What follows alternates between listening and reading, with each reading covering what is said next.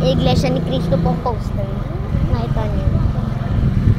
Yun. Ano kape? Ayan. Bags, ito na po guys yung kapilya.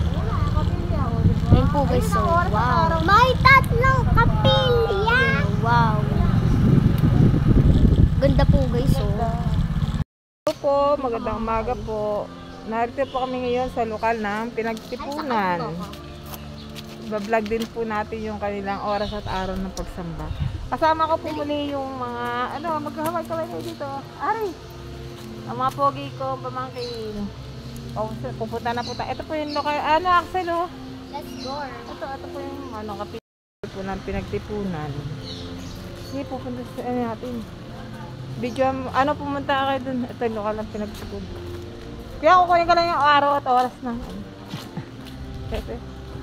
Araw tsaka oras. Dito. Magandang umaga po. Kunin ko lang po yung araw at oras po ng ito po yung kanilang araw at oras po ng PK. doon kayo, dali, pipicturean kayo. Ito po yung araw at oras po ng pagsamba po sa lokal ng Pinagtipunan. Alam na yun. Ayan po. Lokal po ng Pinagtipunan. Ito po yung kanilang araw at oras ng pagsamba. Ito.